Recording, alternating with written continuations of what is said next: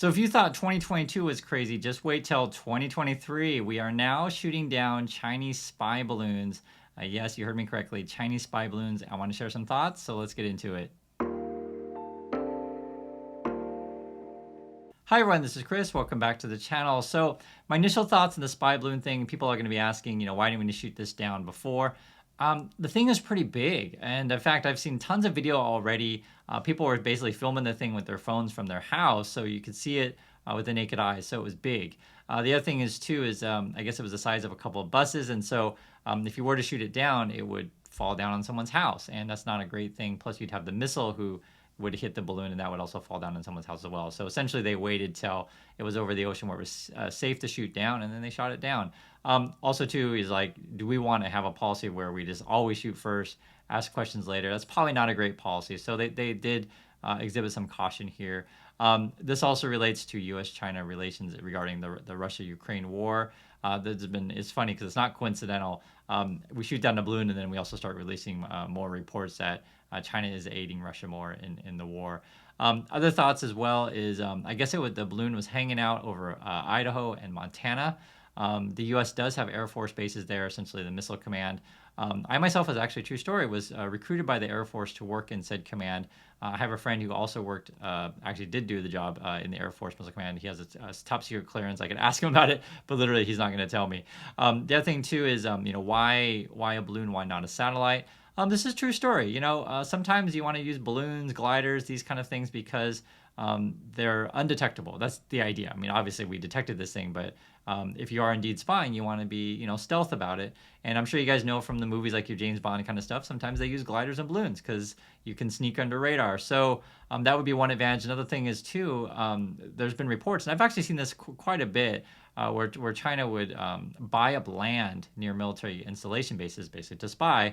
And if you have a said balloon engine, you could deploy it, right away and try to get in and out. And this is how it is. I'm sure we spy in the Chinese government and military and et cetera, as the same way they spy on us. So I don't think that part's like, oh my God, I'm so shocked.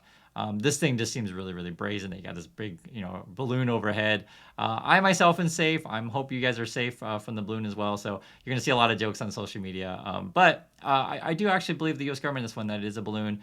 Given a choice, if I had to say, hey, do I believe the Chinese government's a weather balloon? Do I believe the U.S. government's a spy balloon? I'm going to go with the U.S. government on that one. The U.S. government was saying that this thing was maneuverable, and basically, they could track it, and if it changed direction in kind of unnatural ways, right? If the wind is blowing one way, but the balloon is going another way, then clearly they can move it around. And then that's sort of my thoughts on these things. I'd love to hear you guys' thoughts on this stuff. And, we'll see what happens on Monday if you're following, say, the Chinese stocks and Chinese equities. If I had to bet, and it's not a tough bet to make, I just don't see how the Chinese equities would be like rallying at this point, considering that the market's got a bit of scare from some Apple and stuff like that, and talk about the stock, and got a bit of scare from Google, Amazon, these sort of things, big tech. And so, like, why would Chinese stocks be strong after U.S.-China relations are not so good? We're literally shooting down one of their spy things. So we'll see. Other news going on in the world. Elon Musk was found not guilty. Essentially, the jury is like, you know what? He's just like talking about a merger, didn't promise anything. And so they said you can't really charge him with that. And Elon Musk is happy. The one thing that I thought was really interesting, if you look at the picture here, you guys can see it. His bodyguards look really tough. I don't know what to say. So other than being not guilty, like, dude, look at Elon Musk's bodyguard. So I personally would recommend, this is a recommendation, if you do see Elon Musk with his bodyguards, do not tell Elon Musk that he's guilty, and do not make fun of him, because his bodyguards look pretty mean. And also too, I guess on weekends now, Bitcoin is doing well. It's recovering. Kathy Wood still thinks it's going to go to $1 million and all of that kind of stuff. So, our world is a crazy place. I'm trying my best to try to navigate it. Regarding the balloon thing, it's funny because the first thing I thought about, it was like, when I was a kid, true story, I saw this TV show called It. It was a miniseries starring Tim Curry, and he played Pennywise the Dancing Clown. This is the old version, and if you're my generation, this thing scared the crap out of you. So I'm all for shooting scary balloons out of the sky and protecting USA, and I guess that's what it is. So that's my thoughts on this. Love to hear your thoughts as well. Thanks for watching, and I'll catch you in the next video.